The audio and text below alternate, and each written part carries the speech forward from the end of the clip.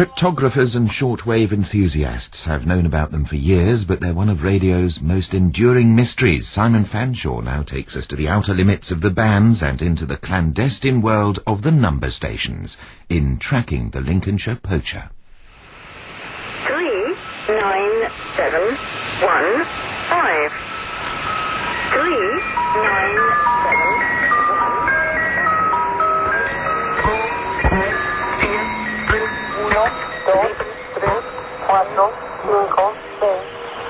You are about to enter a very strange world. Yankee Hotel.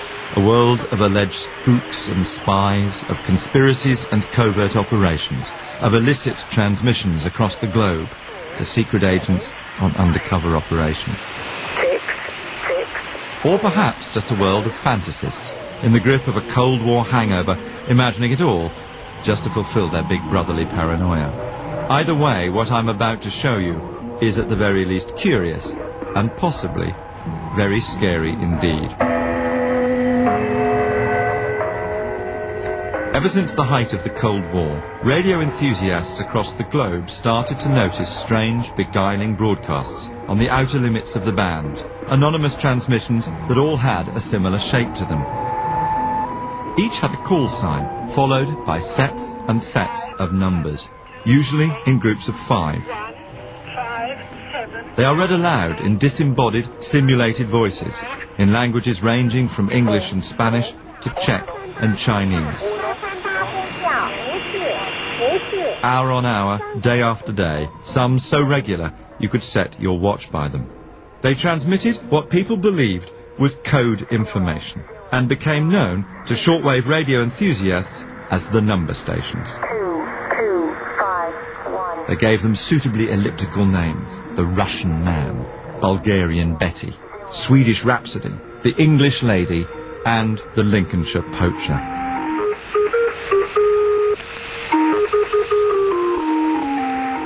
And they're still on the air today in their hundreds. One man in particular became obsessed by them, Joaquin Fernandez, and several years ago he started to record, collect and archive them in what he called the CONET project. Number stations are believed to be the encrypted transmissions of secret services like MI5, the CIA and Mossad to their agents in the field. Have you ever even got close to understanding what you're listening to? No, nobody's been able to decode a number station as far as I know. Have there emerged patterns in terms of the shape in which they're broadcast and the different categories? And is there a very obvious picture that they all have kind of family resemblances in each of the categories? Absolutely right. 3, 5, They are the ones that transmit with a voice. 0, 0, 0, 1, 1, 5. There's the ones that transmit in Morse. And there are other types that transmit some kind of noise or bleep. And is there a schedule? I mean, a sort of number station's radio time? Some of them do work on a schedule, a very rigid schedule. In fact, so rigid that you could set your watch to it. Others don't appear to have a schedule. They appear seemingly randomly. And the only reason why we have any schedules at all is because people are very studiously monitoring these stations and then making detailed logs. People like you, for example.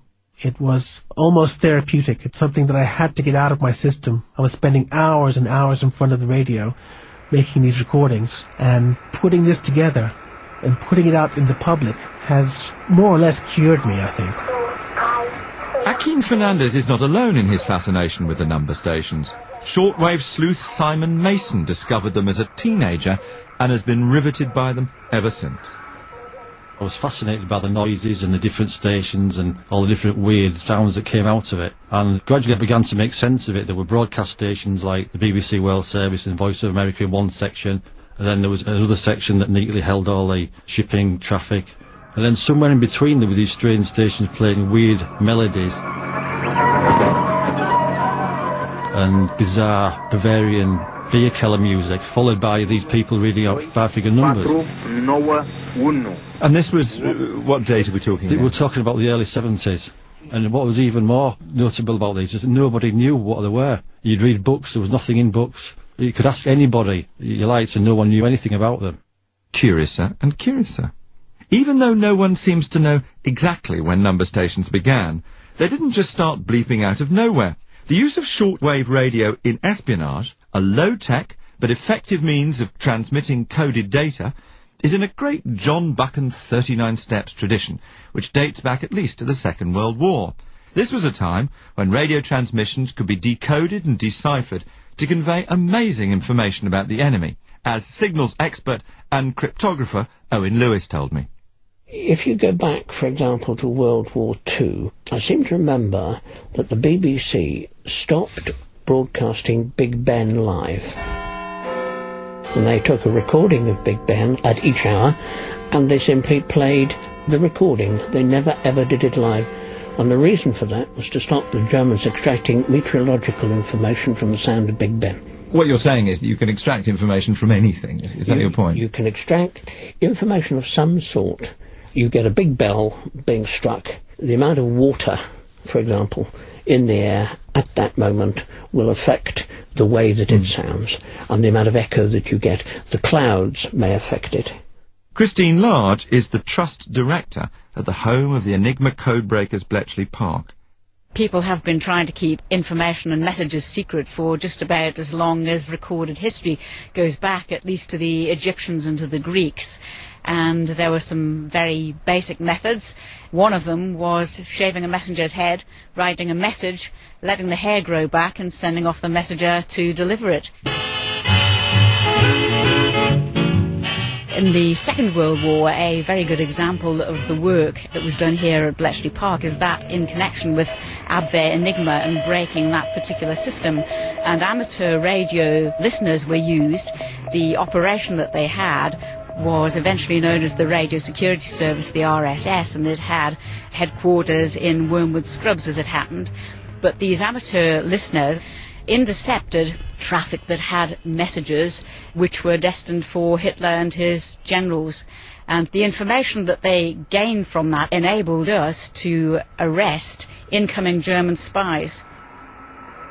All around the globe, number stations are still very much on the air. Finding them isn't difficult either. You just need a radio and an open sky, or in this case, a back alley in Kensal Rise and Simon Mason. Do you normally have to come to an alleyway in the back of somewhere like Kensal Rise in order to try and do this surreptitiously? No, I'm usually in Conservatory in East Yorkshire. What, the bottom of your garden? Yes, that's right, yes. I've got a long wire in the back of the garden that boosts the signal. The radio here is saying that it's 13:59, so obviously we're waiting for 1400, which is 2 o'clock in English, because it happens on the hour. You've just got a perfectly ordinary radio here. It's an all-band radio from long wave right up to the top of the shortwave band continuously. 4 seconds to go.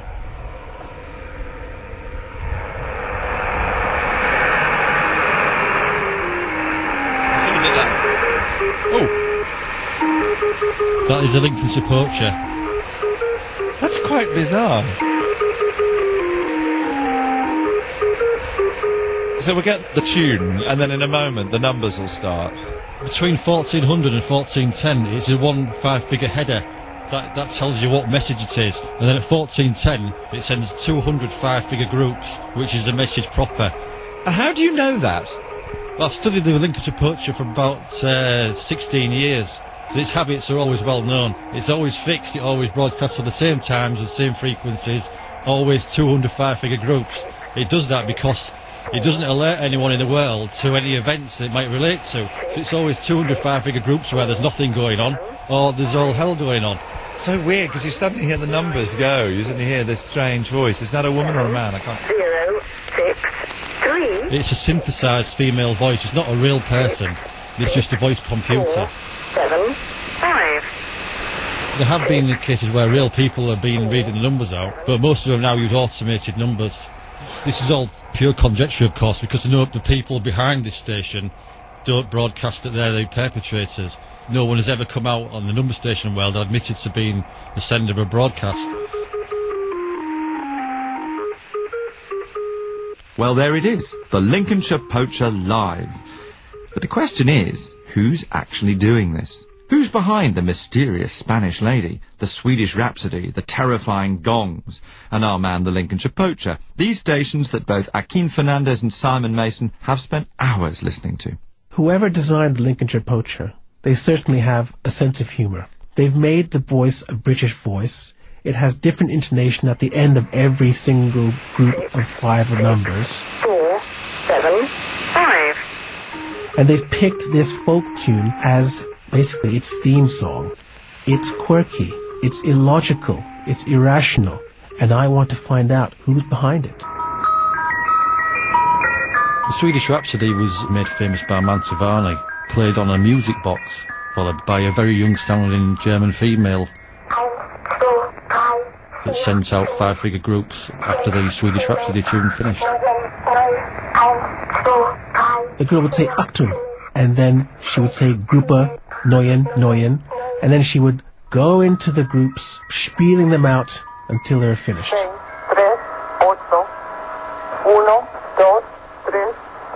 The Spanish lady is another number station, and we can infer that it's a lady, so it's a female voice, and she's speaking in Spanish. It's the station that comes out of Cuba, I think. The gongs were the most sinister of the number stations. The gongs would literally send a shiver down your spine. They started off with some sort of church gongs, but they seemed to be recorded on an old reel-to-reel tape that stretched over the years. So the amount of wow on the tape made the gongs sound really weird. This was an old East German Stasi station that used to come on the air every evening. I couldn't help wondering if the whole thing might still be one huge radio prank, the audio daubings of some mad pirate DJ, a hoax, aliens from outer space. If you buy a shortwave radio and you go and tune it any time of the day or night, you can find number stations. Now, if this were some kind of performance artist, it's first of all somebody who has a lot of money, and he's been doing it for 30 years in a bewildering variety of forms. Secondly, he's got to be one of the biggest radio pirates in the history of radio, because these transmissions are unlicensed, and he's been violating laws all over the world. And I mean, that is not satisfying for anybody who wants a reasonable explanation. Richard Norton Taylor, who's written about the security services in The Guardian for years, argues that the post-war history of spookdom might lend credibility to the theory that number stations really are secret spy transmissions. All the evidence is in past cases during the Second World War and afterwards, the beginning of the Cold War really, in the 40s and early 50s, that a number of spies caught in Britain were found to have shortwave radios on them. Communication were basically used for guidance, for instructions, for warnings, for discussing movements maybe. It can actually give real intelligence a sense of movements of, say, an enemy troops. It's gobbledygook, you don't know what on earth the messages are, but there's a simplicity of it, and everyone can hear it if they want to. But it's destined for one listener, and only one listener can understand it. This view is generally shared by the former MI5 operative, David Shaler.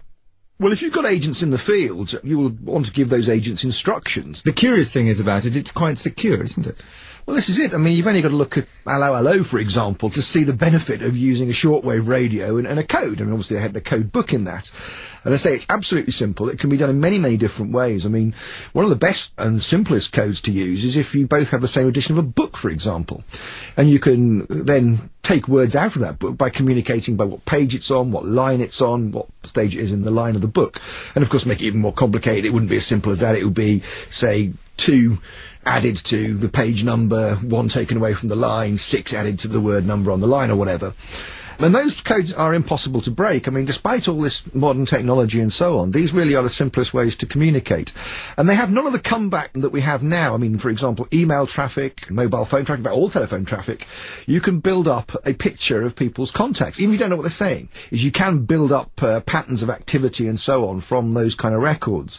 Whereas this, of course, has none of that comeback, because nobody's actually receiving a telephone call. All they're doing is putting a radio on and listening to stuff that's out there in the ether. 3, 5, 3, 5, 0, 0, 0, 1, 1. Number stations offer several security benefits.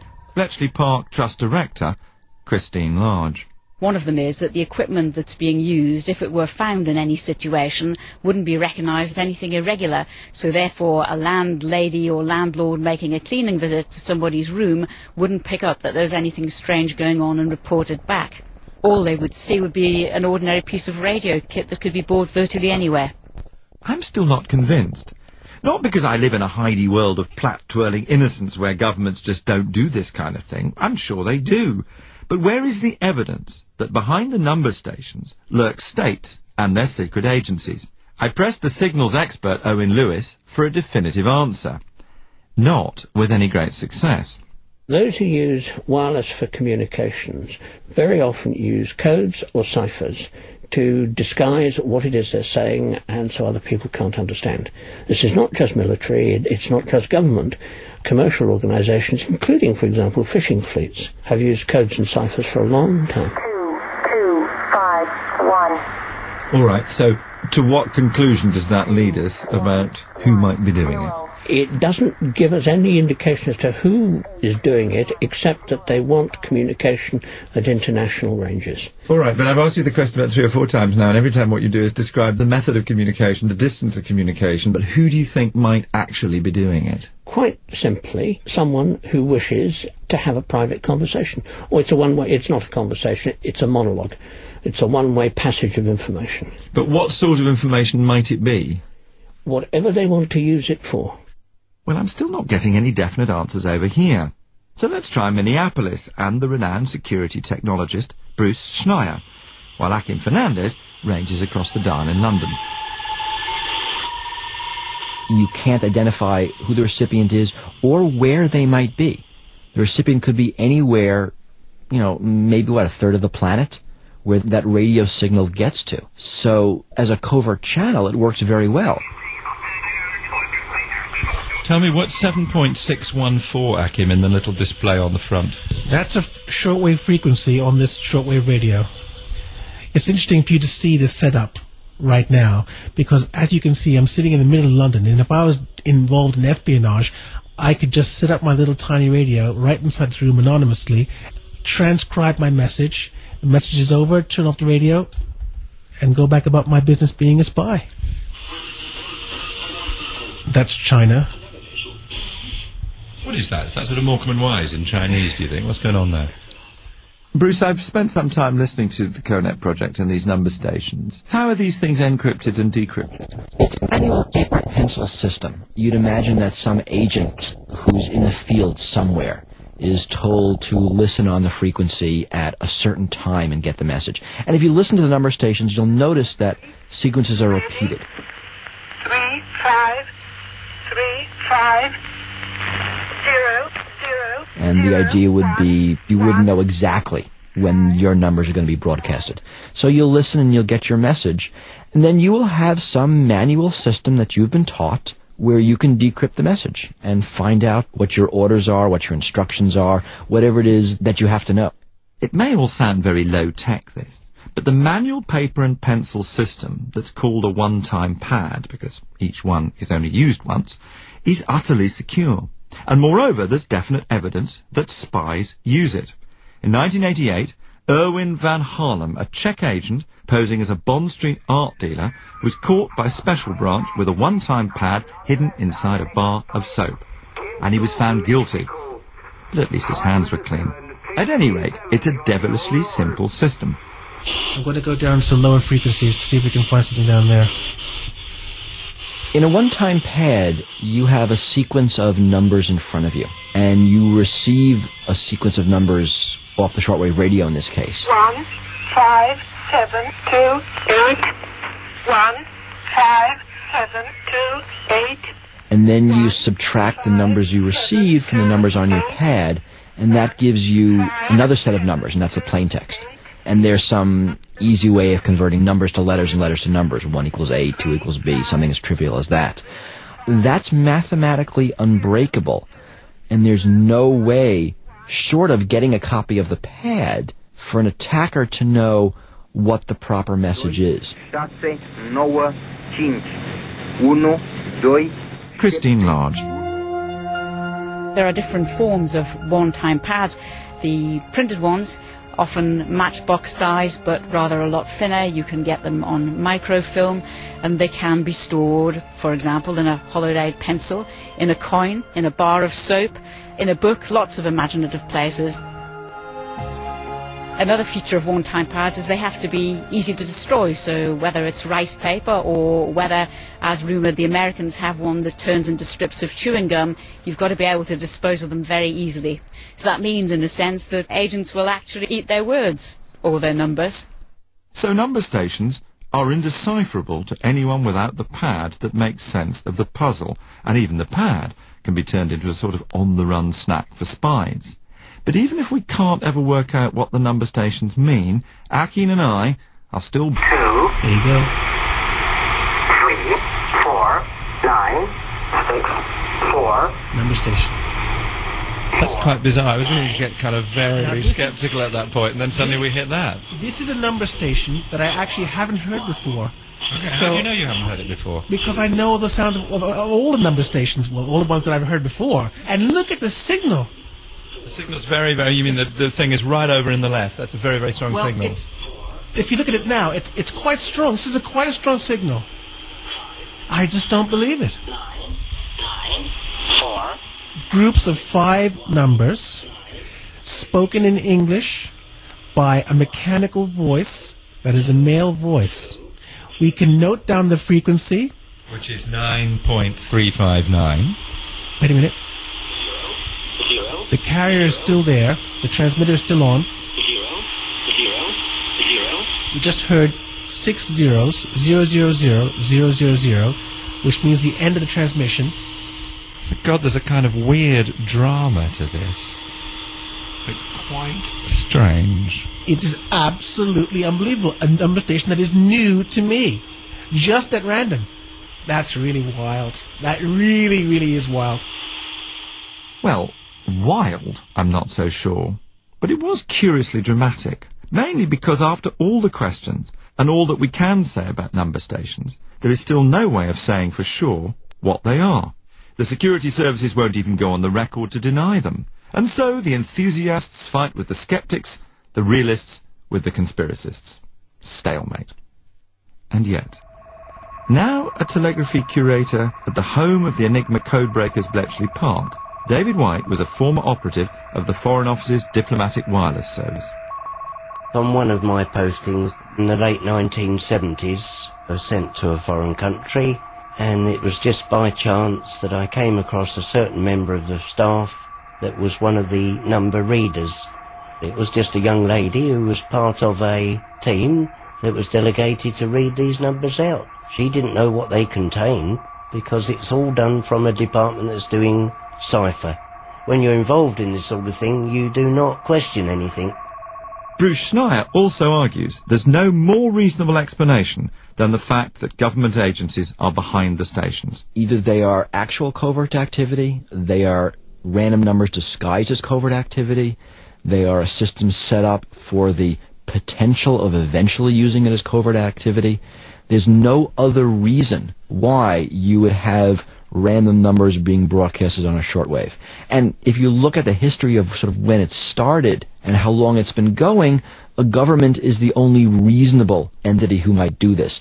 Christine Large. Number stations were evolved as a result of suspicions about intercepted traffic. The security services were looking for better ways of disguising the content of their message and protecting their agents. Some people thought that their use had tailed off, but it certainly in recent years has grown dramatically. There are many more groups of fragmented users in different countries.